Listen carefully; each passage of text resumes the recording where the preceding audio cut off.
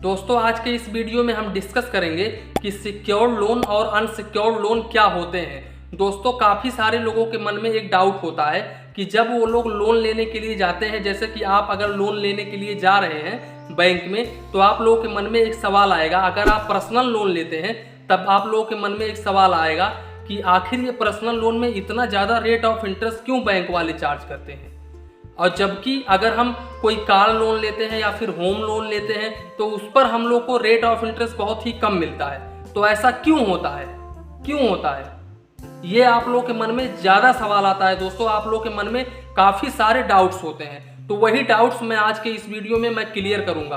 तो यहाँ पर मैं आप लोगों को बता दूं फ्रेंड्स, ये दोनों ही लोनों में ज़मीन आसमान का अंतर होता है। यहाँ पर एक अनसिक्योर्ड लोन होता है और एक सिक्योर्ड लोन होता है। अब देखिए सिक्योर्ड लोन होता क्या है।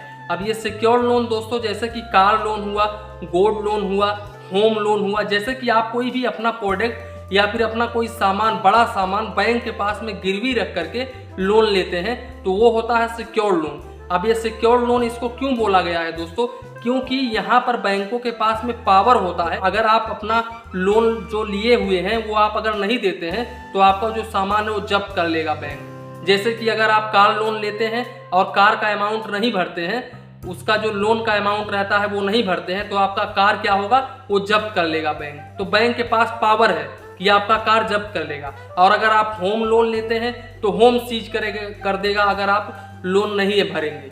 तो यहाँ पर बैंक के पास में पावर होता है।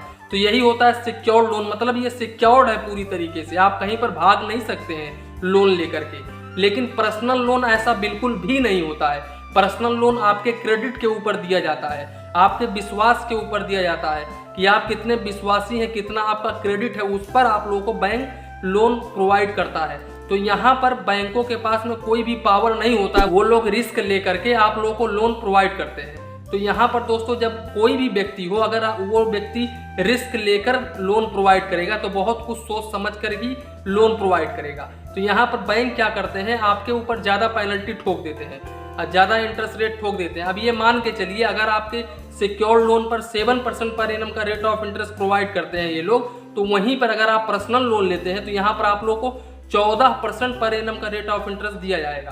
तो यहाँ पर काफ़ी सारे डिस्टेंस आ जाते हैं, क्योंकि ये अनसिक्योर्ड लोन होता है। अब अनसिक्योर्ड लोन आपके सिविल के ऊपर दिया जाता है। जैसे कि आपका सिविल बहुत ही अच्छा है तो आप लोगों को लोन दिया जाएगा। अब यहाँ पर आपका सिविल बहुत ही बेहतरीन सिविल है, तो भी आप लोग कहीं पर भी लोन लेने के लिए जाएं तो भी आप लोग को 10% तो इंटरेस्ट रेट पर ही पड़ी जाएगा। लेकिन वहीं पर अगर आप सिक्योर्ड लोन लेते हैं तो वहाँ पर आप लोग को 6%, 7% इस तरीके से आप लोग के ऊपर रेट ऑफ इंटरेस्ट पड़ेगा। तो यही सारे अंतर होते हैं दोस्तों, यही सारे अंतर होते हैं अनसिक्योर्ड लोन में और सिक्योर्ड लोन में। तो देखिए पर्सनल लोन आप लोगों को कब दिया जाता है, जब आप लोगों का जो सिविल स्कोर रहता है वो बहुत ही बेहतरीन रहता है। जबकि सिक्योर्ड लोन जो होता है, जैसे कार लोन, होम लोन और गोल्ड लोन, ये सभी आपके सिविल के ऊपर नहीं डिपेंड करता है।